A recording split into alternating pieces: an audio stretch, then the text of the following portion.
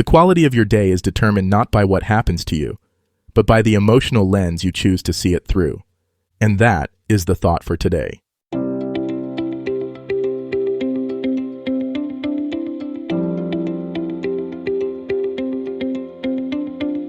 Welcome to 7 Good Minutes. I'm Clyde Lee Dennis. Thanks for joining me for what I believe will be 7 of the most enriching minutes of your day. In today's episode of 7 Good Minutes, we talk about how to choose your emotional state every morning. Enjoy.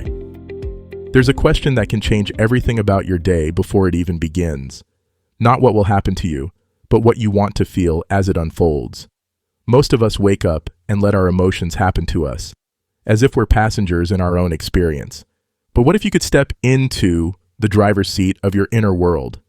By the end of this episode, you'll understand how to consciously choose your emotional state each morning and carry that intention with you throughout your day. Think about yesterday for a moment. How did you feel when you first opened your eyes? Rushed? Anxious? Neutral? Whatever it was, did you choose it or did it choose you? Most of the time, we inherit our emotional state from the last thing we thought about before sleep, the first notification we see, or simply the momentum of habit. But here's what I've learned through years of morning practice. Your emotional state is not something that happens to you. It's something you can cultivate, like tending a garden. The question, what do I want to feel today, is not wishful thinking. It's an act of conscious creation. When you ask yourself this question, you're not denying reality or pretending challenges don't exist. You're choosing your starting point. You're deciding what energy you want to bring to whatever comes your way. There's profound power in this simple shift from reactive to responsive living. Consider the difference between waking up and immediately checking your phone versus waking up and asking, how do I want to show up today? One approach makes you a consumer of whatever the world throws at you. The other makes you a creator of your own experience. The feelings you choose don't have to be grand or dramatic. Maybe you want to feel curious about what you'll learn. Perhaps you want to feel grateful for the simple fact that you have another day. You might choose to feel calm, knowing that whatever comes, you can handle it with grace. Or maybe you want to feel energized, ready to tackle your goals with enthusiasm. The key is intentionality. When you consciously choose how you want to feel, you're programming your mind to notice opportunities to experience that emotion. If you choose gratitude, you'll find yourself noticing small blessings throughout the day. If you choose curiosity, you'll approach challenges as puzzles to solve rather than problems to endure. This practice also creates a buffer between you and the inevitable ups and downs of daily life. When you start your day with a chosen emotional foundation, external circumstances become less likely to knock you off balance. You have an anchor, a home base to return to when things get turbulent. But choosing your emotional state isn't about forcing positivity or suppressing difficult feelings. It's about giving yourself a compass. When sadness, frustration, or worry arise, you can acknowledge them, while still remembering what you chose to cultivate. You can say, I see you, anxiety, but I'm choosing to feel grounded today. The practice is beautifully simple. Each morning, before you reach for your phone or rush into your routine, pause. Take 3 deep breaths. Then ask yourself, what do I want to feel today?